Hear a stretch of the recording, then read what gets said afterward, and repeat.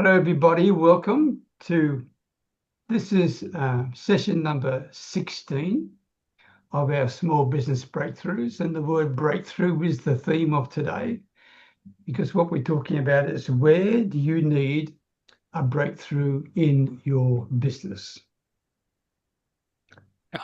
So don't all speak at once, but by all means, share your thoughts where they are, and I'll leave it there.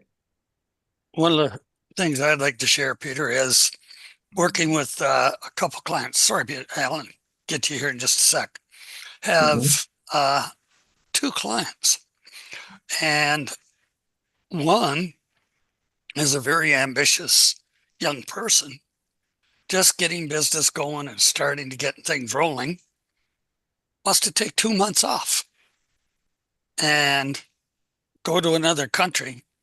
And, he wants to be with family and friends and what have you. He doesn't understand that he's just getting the momentum going. It's like an airplane. It's under full power going down that runway. When it takes off, it still needs that full power. Once it's up at cruising altitude and what have you can cut back. What this young man doesn't realize is all the work he's done so far is going to be for nothing because he's going to lose all the momentum that he's already gained. It's The like he other wants one, to get out of the plane before it leaves the tarmac. yep. And that's the sad part. So many people, you said, well, being an entrepreneur is stressful. Yeah, it is. Nobody said it's going to be easy. If it was, everybody'd be doing it. The other one is a young lady that is all over Hell's Half Acre. She doesn't know what she wants to do and everything else. And she can't figure out why nobody wants her service. I said, well, if you don't know what the hell you want, how does anybody else know? To me, it's rather a simple deal. If you aren't clear on what it is, not going to happen. As you say, Peter, a confused mind won't buy. So if you can't give them some direction and guidance of where you're going and what you can produce, nobody's going to deal with you. Yeah, but it's also, I mean, not in the case of people like Alan, who's got a specific field, and Tina, who've got a specific field. But where we are, John, we're dealing with people who are trying to grow a business, right? And what worries me is the number of people who decide they want to run a business because they don't like the boss they've got. Yep. I think Yeah. you guys heard me talk about that mechanic that was twisting wrenches, and the boss was charging $85 an hour and he was getting paid 30.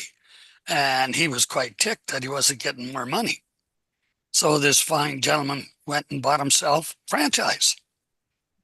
And we were talking, he said, do you realize you got to pay city taxes, provincial taxes, federal taxes?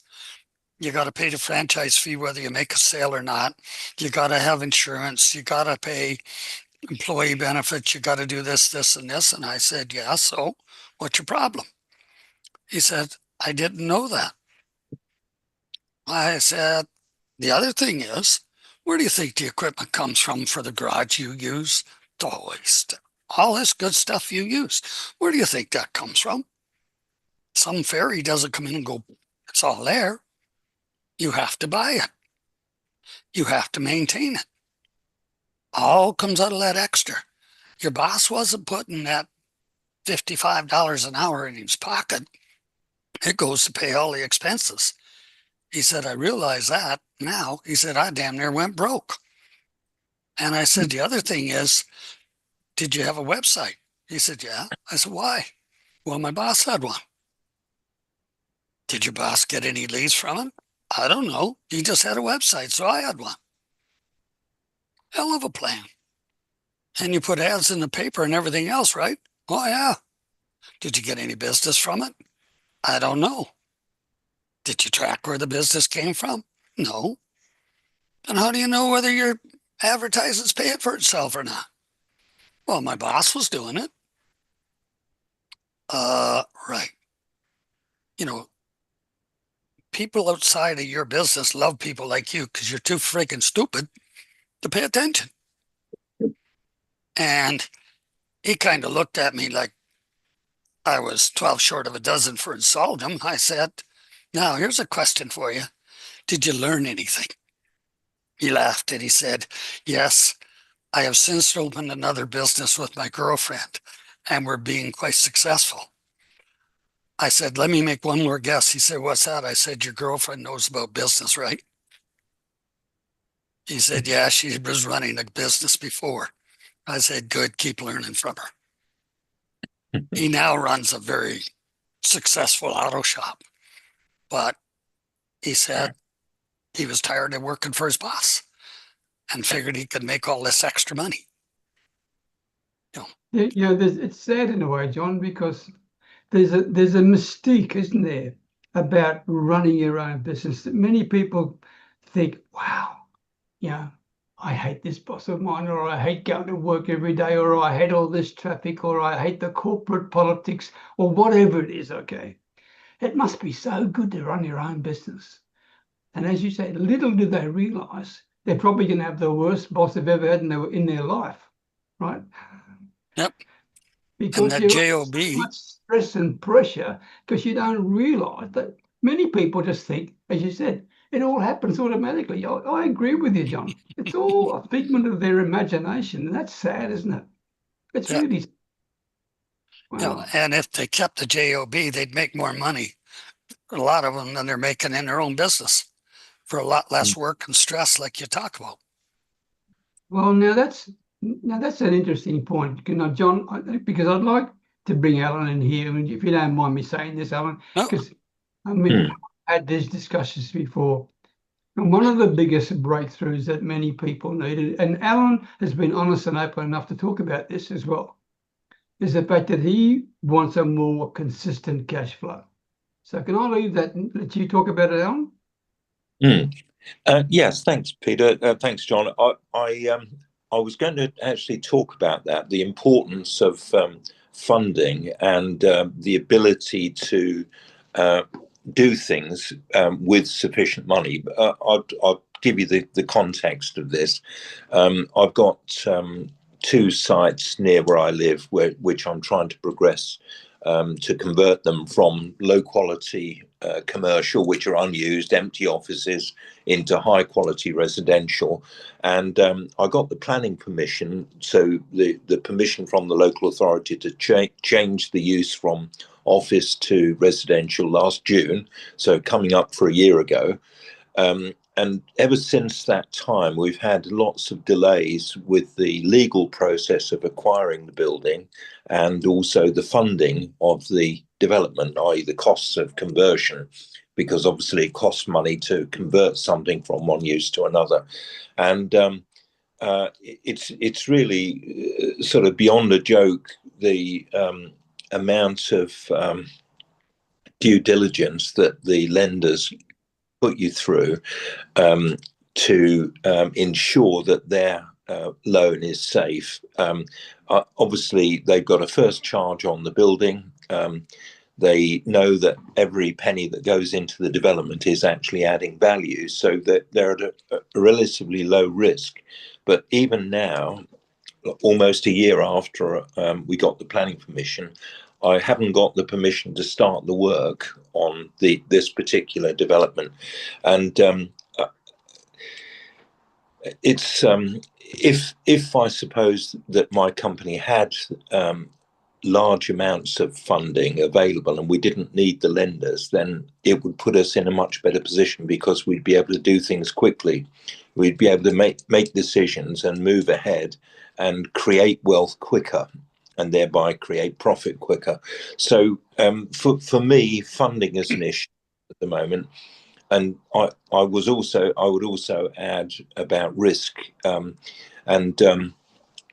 When you're in a job and you're actually doing things for your employer, it's your employer who's taking the risk. And I have worked for some really good companies in the time I was working as an employee, and I can quite see why some of those large companies were very risk averse.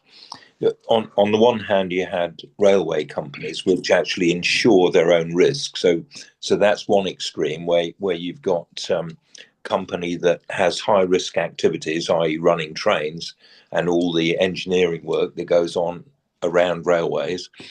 And then I worked for another very capable company called Arab, who are sort of world famous engineers, and they were totally risk averse. They would actually provide design services, and they would be insured for any errors that they might make in doing that, but they would not carry out any sort of development activity themselves, because they saw development as a high risk activity, which I can quite see their point of view, because sometimes people think, as you were saying, Peter, that things happen automatically. They don't happen automatically.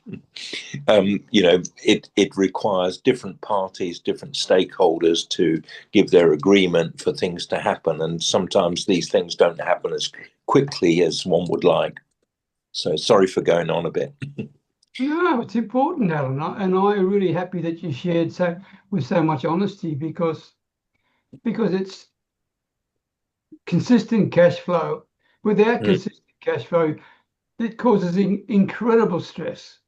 Yes, that's right. And even today, just before this call, I was on another call with my business partner, and we're having to make a decision whether we carry on with this current lender who is causing us a lot of pain by not releasing funds to us, or go to someone else. And then you've got other costs incurred by going to somebody else, other solicitors' fees, other consultants, and so on. It's just a very onerous process. So yeah, I mean, it's interesting because when you're under that sort of stress, and when we can then bring Tina in, because, and I'm not sure from you can answer this yourself, Tina, but would you actually find people who are in the divorce situation because of a cash flow problem between the husband and the wife? Money is in regular, normal divorce. Money is the issue communication wise, but in high conflict divorce, it's because one spouse is abusing the other, and usually financial is the main reason. So finance is huge. And when I work with relationship coaches, that is also the topic that we talk about, just because if we can learn to talk to our significant other about finances and have a good conversation about this, there's way little chance that regular marriages will ever find a divorce. That's like the first thing that they do, fighting wise. So really, when you think about it, there's a whole lot of things bundled together here when you think about it. We've got the consistent cash flow that Alan spoke about, that can lead to a stressful money communication situation that Tina spoke about. At the same time, some people say, well, it's what I need is more consistent leads to talk to, right? Other people are saying, well, is it the leads that you want, or do you want more better conversions of the one you're talking to now? All these things are wrapped in together when you think about it, aren't they? Okay. So when, as a small business owner, one of the issues that comes to me is we need to have real clarity. What is the problem we've got? Right? Is it really a cash flow problem? Or is it the fact that we don't have people to talk to? Or is it the fact that we have enough people to talk to, but they're the wrong ones? Or is it the fact that we're talking to the right people, but we can't convert them? Or I think clarity is a huge issue as well that comes with those. But I'll just toss it on the table for discussion. No, that's a very true point, Peter. Without clarity, you've got nothing, because if you don't know where you're going, how do you expect other people to know what they're doing? It's like Alan, if you want to convert this building, but you got no idea what you want to do with it, you go to the lender and say, well, we want to convert the building. What are you going to do with it? I don't know. We just want to convert it. They're definitely not going to give you any money. Sure, yeah, yeah. No, we've got all the drawings. We know exactly what we want to do. It's just a very difficult process. And yes, I quite see what Peter's saying about high risk situations bringing about pressures on relationships. And yeah, my wife wonders why I do this sort of stuff, because she can just see the risks involved in it and the pressures that it puts on me in particular. As far as she's concerned, she wouldn't go down this route, and I can quite see her point of view as well. So fortunately, we haven't ended up in a divorce situation yet. But I know that such things, if they go wrong, they can bring about a failure of relationships. Definitely. We don't want to say yet, Alan. Don't say yet. No, don't say yet. Don't say yet. Yeah. The other good thing about cash flow challenges, and a lot of people don't want to talk about it, you could end up going broke, Yes. filing bankruptcy and everything else. Yeah. And then, now what do you do? Yeah. Because now you're in a whole different situation. And Yes. again, a lot of it comes down to no clarity in what you're doing. And I'm willing to bet this happens in a lot of relationships as well. They start robbing Peter to pay Paul on the credit cards and all the rest of it. And now they're just in a spiral going down. And that can happen to entrepreneurs. Well, that idea didn't work, so I'm going to throw some more money at this idea. I'm going to throw money here. I'm going to throw money there. And if you're not monitoring where you're going, you got no idea where that money's going. You're just throwing it down the drain, and you're running on hopeism. I hope this will work, and I hope that'll work, whatever. So, yep. So now you got a big problem. Yeah. Yeah. Hopeism. Yeah. Good term. Good term. Yeah, it's interesting, John, that it's not just a matter of cash flow and stress and pressure. I mean, if you want some pressure, let me introduce you one day to a hospital administrator. You'll love the conversation with him, but that's a story for another day, right? But the one thing that I can really attest to is that with stress, one of the issues that can happen to people, and I was speaking to someone just 1 hour ago, is the fact that they are starting to lose confidence in themselves as a person. And the whole imposter syndrome thing starts to come into it. And as a result of that, and Tina, this may be of interest to you, and maybe I should refer them to actually, because this lady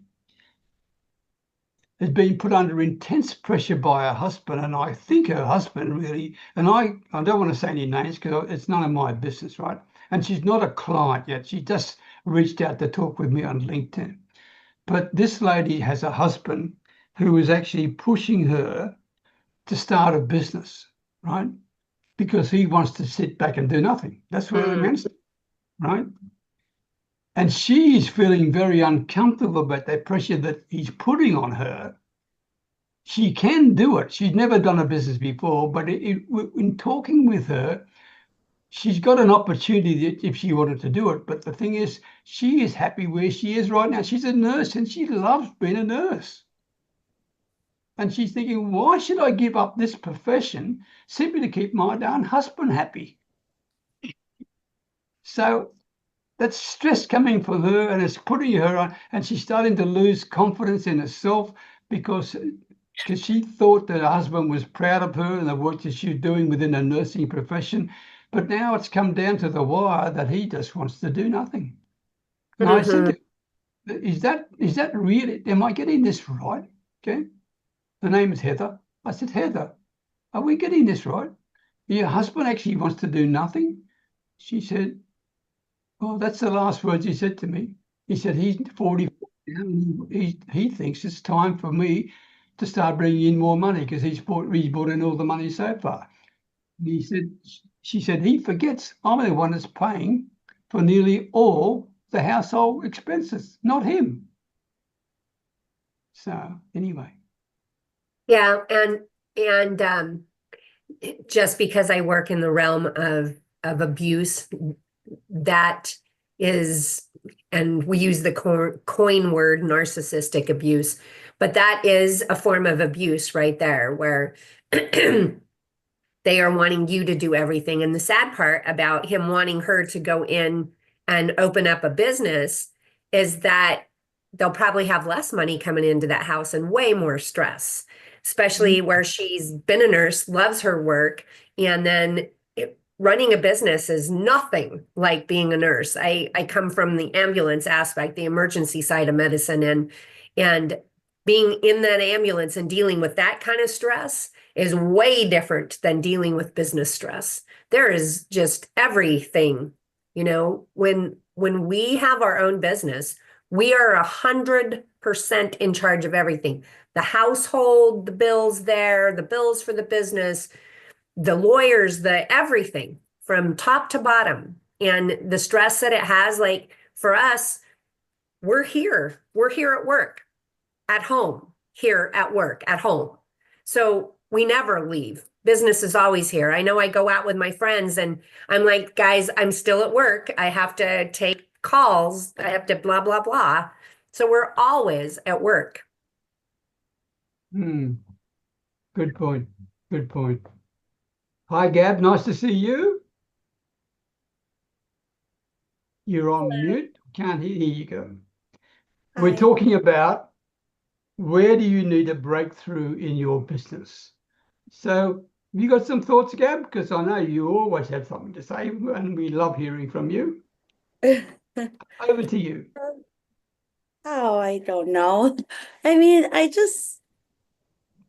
think that it's always good to I don't know, just I don't know. I don't have an answer. I really don't have an answer.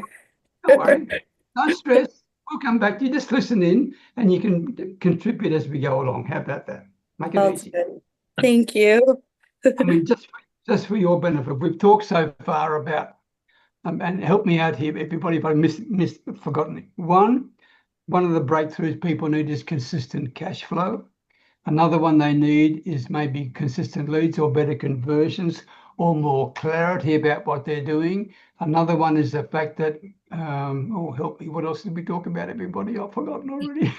Oh, goodness I think gracious. risk is another one that is worth considering, isn't it? Because as Tina was saying, you're responsible for everything in your life, in your personal life and your business.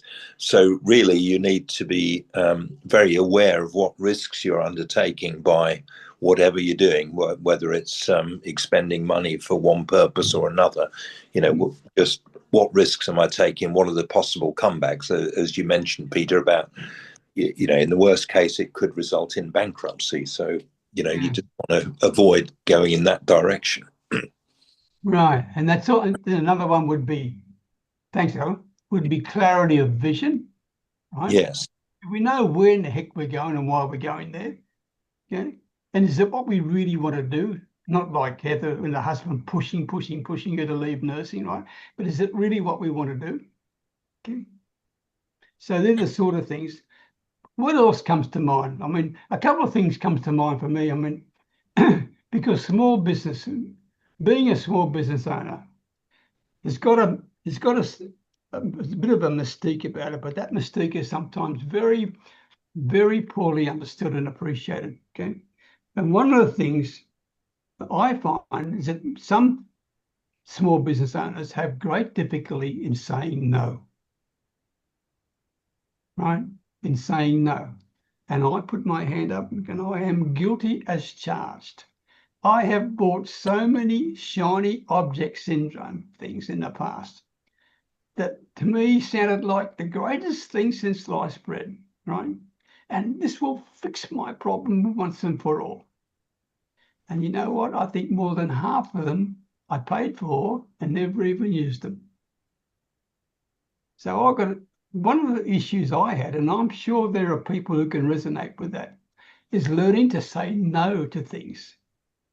And also that, by the way, that also includes saying no to a potential customer.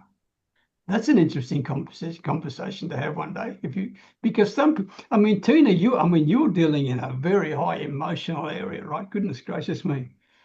And there may be, even within that area you're in, are there some people you think, "Oh, I don't want to work with you"? Do you ever have that? There's my perfect clients, no, but I have had one of the other side, one of the abusers get a hold of me and wanted to work with me. He wanted me to force his wife to stay in his marriage. So, and he gave me a backhanded compliment right out of the bat.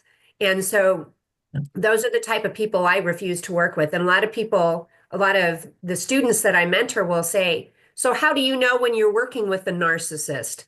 It's not hard. All you have to do is ask one or two questions right off the bat, and you can figure that out. They are people that know everything. You're not as smart as they are, and they're really not asking you to help them. They're asking you to help force the other side, and it always, almost 100% of the time is that way. This specific client that reached out, it took me a week to get rid of him because I'm just not. I referred him to a couple of other coaches, and he just totally wanted to work with me because he felt that I could control his wife. So, in other words, they were wanting to use you, Tina. That's what it was, right? Right. Their own personal. Wow. Yeah, and I refuse to work with anybody that's going to harm somebody else. And I know my clients, they have been harmed, and once they start to stand on their feet and set boundaries, they want to harm back. That's just a normal feeling. But that's when I pull the reins back and I say, now that you've got your boundaries, now we got to build your strength up so that she can't bother you anymore. Right.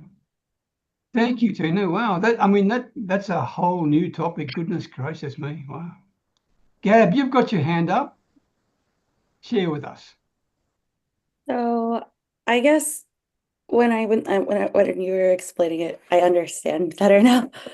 So I think that one thing I really think that a breakthrough like for me is like also being able to say that no, like to people who I feel like are not very nice. Like I've had like people who like come and they want to like utilize my service to like kind of expand and grow their voice where my values are in a place where I want to help people who have good good things that they want to promote, right? And sometimes people aren't very um they don't align with my values as much and they treat other people bad and are very mean and they try to devalue others and if somebody is going to devalue others, I kind of see that they're going to probably like devalue me. And I think it starts with also valuing yourself. So ever since I've been able to talk to John a little bit, I know that he helped me kind of like expand and grow on understanding like where I stand on the value spectrum, I guess, like value, like wise, like where is like my business, like is it like something I want to he used this analogy and it was great. I don't know. But like basically, we have like it's like kind of like funny to me. So you can choose to be, is it okay if I say it, John? Do you mind if I say, okay, he said that you could choose to be Walmart or Gucci, which I think is so funny to me because he said that like basically you'll get people who value your stuff kind of like Walmart and like they'll start not really taking you as seriously. Or you can choose to value your thing, valuable thing where people will come to you and be nice to you and treat you well because the kinds of people that shop at these places are the kind of people you want to bring in. So you get to make that determination. So my breakthrough, I would say, is being able to recognize the value of my own things and not devalue it and kind of pick and choose who I decide to work with. Because formerly, I was saying I wanted to work with everybody, and I do want to work with everybody. But again, like you guys told me, you made me realize that it's not possible to work with every single person. So I guess just understanding the value behind things was important to me. And that's a breakthrough to me. Gabby, that's to really right. Sorry, John. Sorry. I'm just going to say I was going to. because Sorry. if you don't believe in your value, right? If you don't really believe in that, that's going to affect a whole lot of things, including the messaging and the perception people have of you. So I 100% agree with you. Absolutely true. That is a huge breakthrough that some people need to make. You've already made it. Well done. Sorry, John. Yeah, I was just going to say what I mentioned to Gab was you can be the Gucci store, you can be Walmart. Gucci sells on value, Walmart sells on price. You can either scratch with the chickens down in a Walmart store, or you can be dealing with the Eagles in the Gucci store. They both sell handbags. Now, I've never been in a Gucci store other than I know they sell real expensive handbags. Now, why do people buy them? Because they value them. They don't go in and argue the price. They don't go in and look for sales. They go in and say, I want this purse, that purse, handbag, whatever Gucci's selling. And they don't argue. That's what you want for your clients. You know, we're talking about having clarity and value. That's the normal. Can you mute? Can you mute You yourself? need that. That's the one. Right. You got a radio going, Kristine? Okay. Sorry, Yeah. people talking in the background. Sorry. I guess what I found most important about what John is saying is that you have to, if you take your own self serious and you take your own business serious, other people will take it serious too. That's kind of like how I kind of saw it, because like you can choose to work with anybody and everyone, but not anybody and everybody is like kind of like wanting to really respect you, your time, your worth, you know? So it's not good to work with everybody, because sometimes people will feed off of what you have and don't really want to give back. You know, it's kind of like tug of war, right? If you have like a tug of war rope and someone is pulling in one direction, someone pulling in the other direction, eventually somebody's going to pull somebody in. So you want there to be like that kind of like balance, I think. So you should have that balance with your customer, and your customer should have that balance with you. And that's that shared mutual respect. And that comes a lot from value, I think. So. The reason why I was very, how would you say, very happy that you talked about belief in your value, Gab, is because if you believe in your value, then that raises another breakthrough point that many small business owners have a challenge with, and that is, are they charging the right price for their value? If you don't believe in the value that you are offering, you're going to charge a lot less than what you're worth. And that is a huge breakthrough that many small business owners need to face right now. They are undercharging themselves. Okay. That's an interesting point. One sec, Kristine, we'll get to you. When I was talking to this young lady yesterday, we were talking about work experience. She said, well, I'm new in my business. I said, okay. Just out of curiosity, how long have you been in the workforce? 26 years. Have you learned anything? Well, yeah, I've done blah, blah, blah, and I worked my way up through the company, what have you. I said, oh, so now you're going to take that same experience and use it in your business, right? You're not a newbie. You've got 26 years experience. You're not starting out brand new. And that's one thing a lot of entrepreneurs do. They leave their job and they may even go into the same business they were doing, but they look and say, I'm new. You're not new. You have all these years of experience. Now you're new in the business world. You don't have experience there, but you have experience as far as dealing with your prospects and customers go. Don't negate that and say you're new, because you're not. Kristine, we're just talking about what you need for your business and, you know, clarity, what have you. What are your views on it? Clarity. Well, if you don't have clarity, you won't get anywhere. You need to know who you are, what you've got, what your value is, how you can help people. And I was going to say that when you undercharge, it actually ruins the market kind of thing, because because then, you know, people think that that's the price and they don't want to pay the higher amount. So it's like it confuses people. So and I agree that the more experience you've got, the more value you have. And if you're clear on what you know, you're clear on what you can do for people, then you should charge accordingly and stick to that. Hmm. You know. Hmm. Which is an interesting point, Kristine, because if you are charging what you truly believe that you're worth, then that raises another breakthrough that many small business owners need to take. And that is, what is the best irresistible offer they can give? Which one is it? Should they do this or this or this? And this is a continuous, you know, stress as well on people. I mean, without saying too much, Alan, but we had a discussion the other day about 3 options that Alan's looking at in terms of his business, okay? And he's got to decide which one of these offers is the most irresistible one for him when you think about it. You want to care to comment, Alan? I hope I'm not saying too much here. So. Yeah, no, it's fine, Peter. Yes, I mean, as a business owner, you're constantly making assessments and making decisions about what is the best way forward based on, you know, what you expect the outcome to be, whether it's going to be a good return on investment, whether it's going to be a high risk strategy, and so on.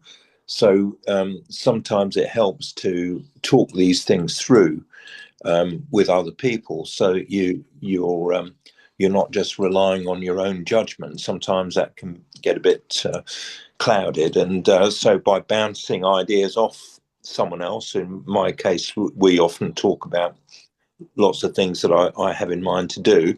And it's good to have some feedback from someone equally experienced about what their thoughts are on a subject. Okay. Anybody? You brought up an interesting point there, Peter, about charging what you're worth. For people in the self-development world, a lot of you likely heard of Brendon Burchard. When Brendon was just starting out, he was going to put on a weekend seminar. Everybody in the industry was charging $4.95 for their 3 days. Brendon decided his value was far greater. He charged $1,500 for the same 3 days. And everybody told him he was 12 short of a dozen. Nobody was going to come. His weekend seminar, his first one he ever did, was filled. And people said, well, how can you do it? He said, I believed that my value that I was putting out was worth $1,500. Just because you believe your value is $500, that's your problem, not mine. So, you have to believe that what you have is of value. The other thing is, the higher the price, the less people you are going to attract. But the other part is the people that you attract, it's like if people pay for high-end coaching, they don't want to spend a ton of time with the coach. They want the results that the coach promises. They want to get out there and get it done. They don't want to sit on the phone with you for hours and hours and saying, wow, how great, grand, and wonderful this is. They want to get the work done. You got great people like Peter. You got Tina that's helped people, Alan, Kristine that's helping people, Gab that now she's doing great work. She's getting people that appreciate her for the value that she does. And that's amazing. So keep it up, guys. We might come back to creating an irresistible offer as a separate issue in one of our sessions in the future. How about that? Because I think that's pretty important to know exactly what you can offer people. And that brings up, do you know who your target audience really is? What do their needs really mean to you? It brings in the idea of pricing, okay? In other words, you need to put a price in place, as John said, like Brendan Bouchard. He charged what he truly believed he was worth. All these things could come as part of creating what I would call an irresistible offer. So do you think we should talk about that as a topic one day? Would that be of help to people? Okay, well then we'll put that on the agenda in the future. All right. Okay. One of the other big breakthroughs that I had, and I'm showing my age a bit here because it's a few years ago, but it's still there, to be quite frank, and that is all about an email list, right? To me, that was critical. I mean, growing my email list was something that I enjoyed doing, but it never really worked well for me until I realized something, and that is you cannot buy a list. I just thought having a bunch of names, that's a numbers game. I was playing the numbers game. I'm talking about 14 and 13 years ago, right? And you know what? I spent a lot of money and didn't get anywhere. Didn't get anywhere at all. I had an open rate of my emails of less than 2%. And I'm thinking, why am I bothering to have 10,000 email subscribers when they don't give a damn about me anyway? What's the point of it, right? So to me, one of the biggest breakthroughs that many people even today have is how do I grow an email list? Which raises the point, why bother having an email list if you've already got connections on social media? Well, the answer is this: if they're on social media, you don't own them, you don't control them. LinkedIn does, Facebook does, TikTok does. I mean, the only way you can actually get some control over them is to put them on your list. And the only way to put them on your list is to have them on an email list. I mean, I run a LinkedIn newsletter, right? And now it's only been going maybe 2 or 3 weeks, but I'm really happy with it because I've now got more than 500 subscribers. But what's really special to me is of those 505, I think, of those 500 subscribers, more than half of them have actually joined my personal email list, right? That's, to me, very special because that gives me the opportunity to be able to control my association with them in the future. If something went down, if my account was closed by LinkedIn tomorrow, or if LinkedIn closed itself down and Microsoft decided to sell it off, whatever it is, I would lose them. So that's the point I'm trying to make. The thing, I think it was a conversation you and I were having one day, and you said that you had way more people on your email list, and you ended up culling that list. Yeah, I culled more than 10,000, Kristine. Yeah. Yeah, there you go. And it's the same when you charge. I mean, you might charge more than what other people because you believe in your value. And the thing is, you attract the people who want value. And I mean, obviously, if you present it as value and people see that value, they're going to pay the price. But it means that you're not dealing with people who are going to waste your time, because you don't, if you're coaching somebody, you don't want to have somebody who doesn't really want to change. They're just going to be a pain and annoy you and disappoint you and frustrate you. And you want the client, you want a quality client, somebody who really needs and wants what you've got to offer. And it's the same with your email list. You don't want people, you're sending out emails, you're just wasting time sending it to them, and they're not opening your email. Obviously, you don't really need them as a client, do you? Or on your email list. They're just cluttering up your email. Yeah, and the more subscribers you have, the more you have to pay. What's the point of paying? Well, that's the don't care. Yeah, that's right. Yeah, so you want decent clients and you want the right number coming to you, but you don't want people who are going to waste your time and be a real problem. Well said, Kristine. Well said. Gabby, you've got your hand up again. Yeah. So I was gonna say that I think that what Kristine just said, I think is really important too, because like I think that there's a lot of people who like time is really like expensive in itself. Like, I think time is a very valuable thing. And if you are devaluing yourself, you're going to get people who kind of like waste your time, and you also lack value you lose value, not lack value, you lose value when you allow people to waste your time. Because, I think the more time you invest into somebody, the more like it's hard to kind of like get that back, if that makes sense. Is what I'm saying making sense? Like, I think you mean, lose respect. People lose respect for you if you don't value yourself. yeah, like that. It's not And just then value. time, yes. So I've got it on. It's on. You've got some feedback there, Kristine. Pardon? You've got some background noise there. Sorry. Yeah, there are people that. Sorry. No, I didn't mean to be rude. I wasn't sure. Okay. But because what you were saying was important, or we wanted to hear it. Oh, I do have something to add.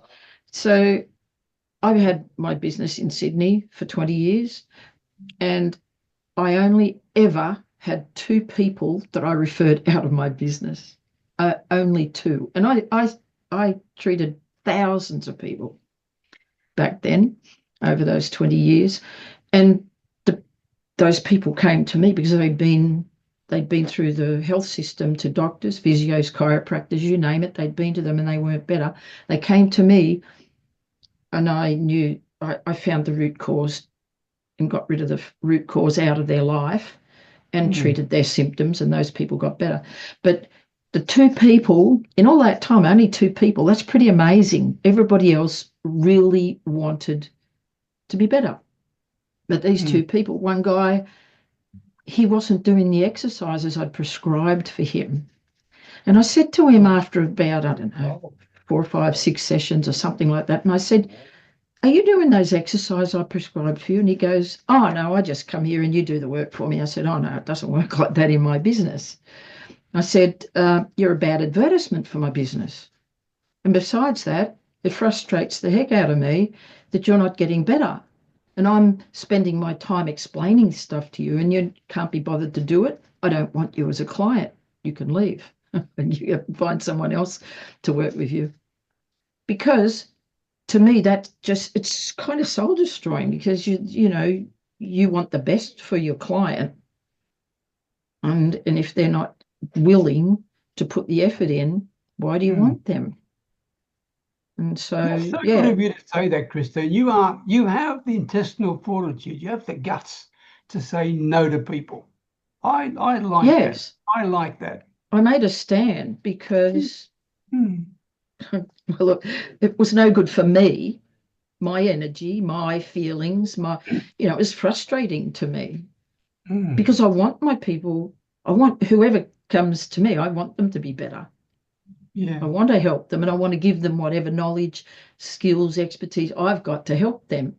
And if I'm putting my heart and soul into that, and my hard-earned, experience and everything else, I expect something back from them. And that's that they're open to what I'm saying, or that they're willing to explore themselves, if like as in coaching, because you don't tell them stuff. But in wellness, obviously, I have to share something with people. But I expect them to do something in return, and that's to put it into practice or to put some kind of effort in to make that change. And so that's why I was saying that, because I used to charge way back, and I'm talking back a lot of years now, over 25 years or more, and I was charging originally $60, and then I put it up to $80, which was pretty expensive back then. And I thought, that'll stop people coming to me, because I didn't want to work that hard anymore. I thought everybody else that I was employing would, do all the work. But people still wanted me. They were prepared to pay the $80. I didn't care. Because they knew I was good and they wanted me. And that's just the way it was. But, so I've learnt that in my business previously. And so I've set prices, and that's what I'm worth. Wow. You're talking about $80 an hour? Yep. That was 25 years ago. That is pretty darn good. 25, 30 years ago. Yeah. Wow. And I did consulting, and I was charging 180 an hour for that. Wow. I had a good business back then. Yeah. Hmm. Interesting. Thank you, Kristine. That's I'm really happy you brought that up. There's two other things I want to throw on the table because I know we're running out of time and maybe other people want to say. But we're talking about business breakthroughs. The first one is this, and I get this from having conversations with many people, and that is social media. Okay. Basically, how do I create content on social media to get to talk to people I want to speak with? Should I do this? How often should I post it? What sort of stuff should I post? Okay. All that sort of stuff, because social media is a huge factor in small businesses these days. Right. So that's one breakthrough people are looking for. They're thinking, what should I do? What's the best way to go about it? And there is a million experts giving you advice in that area, right? You should do video. You should do this. You should do that, whatever it is, okay? The second breakthrough is this. It's associated with social media, because when you're on social media, you get inundated with people who say, I can automate your business for you, okay? These people can drive you crazy. Be careful, right? They can. Now, I'm not saying you shouldn't have automation. Don't misunderstand me. But if you don't have a system in place to start with, you can't automate anything. That's my point to you. And to me, the automation option are two things that people are struggling with right. So one is social media posting and all the things to do with that and what you're doing it and how you're doing it. And the second one is automation. What are your thoughts on that? So, Very excuse me. interesting. Sorry, go ahead, Alan. All I would say, Peter, is I agree with you. You've got to know what your processes are before you can automate them.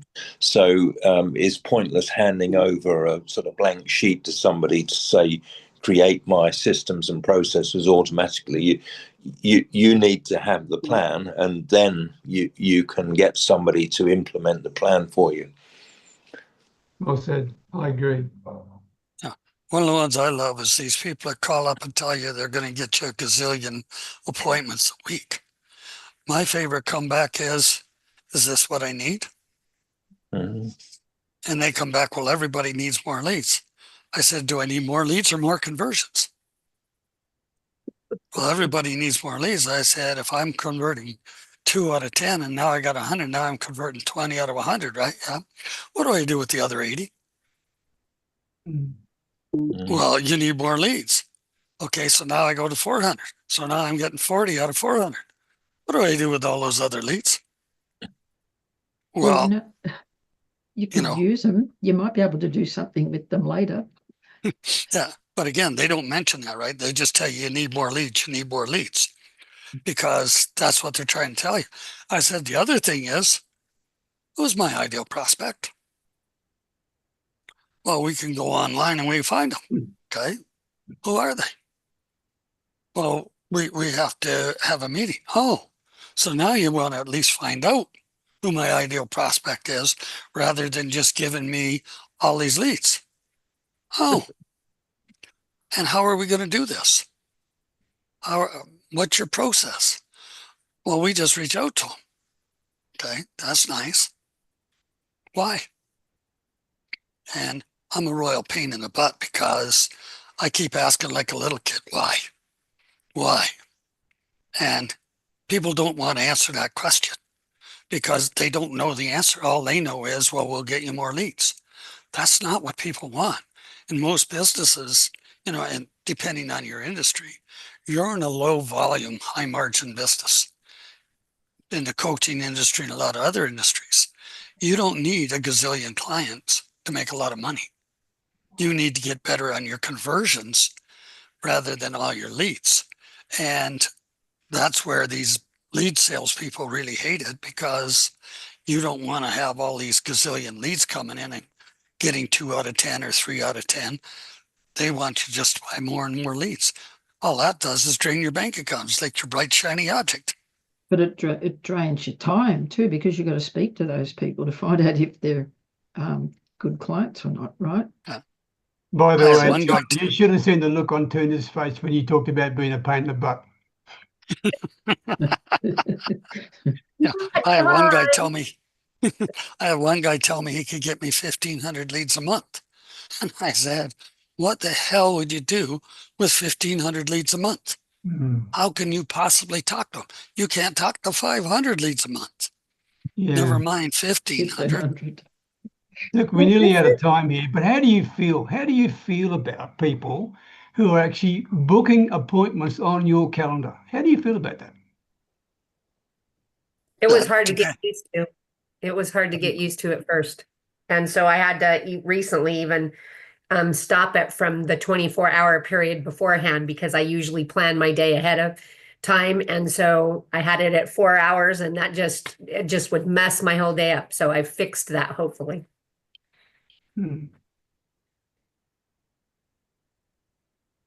Kristine, how about you? I give my calendar link to those that I want to talk to. And anybody else would have to DM me, I guess, or go to my website and fill out a form or something like that. Because I don't want, I guess I don't, I mean, if somebody really wants to talk to me, they'll find a way to get my attention. And I share my calendar link with those that I particularly want to talk to. That might be wrong at the moment, I don't know, but the thing is, with Tina, did you have all sorts of people contacting you on your calendar link and wasting your time? I mean, I have two well, I have a bunch now, but I have two that work with my clients or prospects. Let me rephrase that. No, I have one that works with my clients, and then one that I work with my partners, my referral partners. And so I make sure, like you, I send out the ones that I want for my clients, and I open up the one for my referral partners. And so I have to go into my calendar and block off time. My calendar, how I structured it, because I had a lot of trouble with my calendar in the beginning. So what I've done with mine is I actually have one calendar. And I know that's kind of like, yeah. But what I've done on my calendar is if you go to like that booking link, I've kind of put like disclaimers kind of so people can understand like what that calendar is meant for. Because like before I was having people book who like would not, like it had nothing to do with business sometimes. And then like it was just kind of like it was hard because it was like my time and in managing it was kind of rough. And then they would just book out of nowhere and then I would miss a smart connect or something. So now when you book, it actually asks you questions like, why are you booking this appointment? Is this for, and I actually give a list that they have to pick from. That way I know what I'm kind of working with, and then I can kind of build my schedule around it. That makes sense. Makes sense. Yeah. Okay. In the interest of time, anyone got a last comment? Otherwise, we'll wrap it up because I've got to go anyway soon. Nope. Thanks for coming. Any other thoughts? Okay. Well, thank you, everybody. God bless you all. Thank you for sharing as you did. Thank you for getting here after your music. Kristine, good to see you. Okay. It was great to be here. I love these sessions, Peter. Okay. All the best. Take care. Let's stop the recording.